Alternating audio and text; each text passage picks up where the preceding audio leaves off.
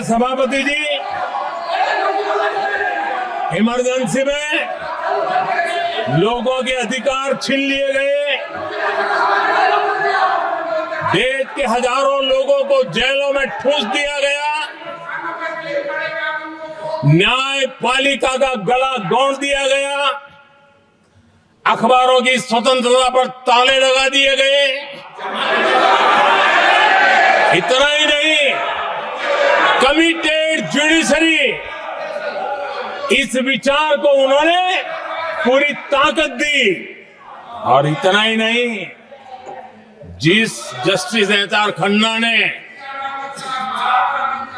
उनके चुनाव में उनको खिलाफ जो जजमेंट दिया था, वो इतना गुस्सा भरा था कि जब जस्टिस एच.आर. खन्ना जो सीनियरिटी के आधार पर सुप्रीम कोर्ट के चीफ जस्टिस बनने थे,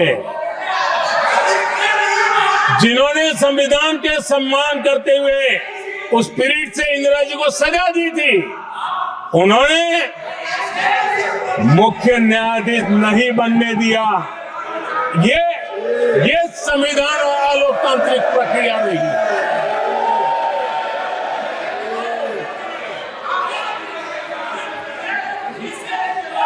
आदरणीय सभापति जी,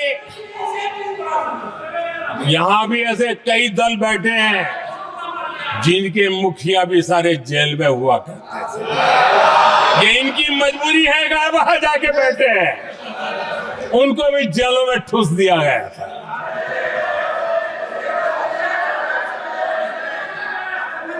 सभापति जी, देश पर जुल्म तांडव चल रहा था, निर्दोष लोगों को जेलों में ठूस दिया जाता था, लाठियां बरताई जाती थी, कई लोग जेलों में मौत के शरण हो गए थे, और एक निर्दयी सरकार संविधान को चूर चूर करती रही थी।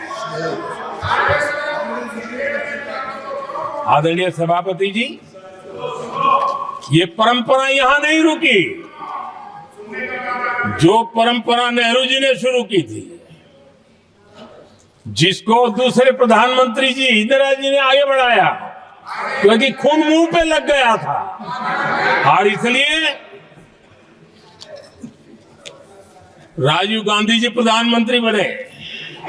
उन्होंने संविधान को एक और गंभीर झटका दे दिया। सबको समानता,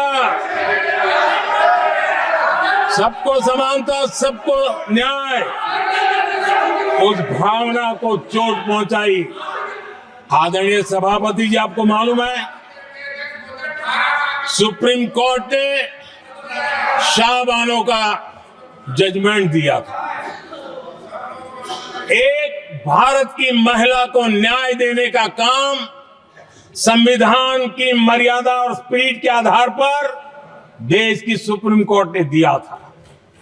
एक वृद्ध महिला को उसका हक मिला था सुप्रीम कोर्ट से, लेकिन उस समय के प्रधानमंत्री राजीव गांधी ने शाहबानो की उस भावना को, सुप्रीम कोर्ट की उस भावना को नकार दिया, और उन्होंने वोट बैंक की राजनीति के खातिर संविधान की भावना को बलि चढ़ा दिया और कट्टरपंथियों के सामने सर झुकाने का काम कर दिया। उन्होंने न्याय के लिए तड़प रही एक वृद्ध महिला को साथ देने के बजाय उन्होंने कट्टरपंथियों का साथ दिया।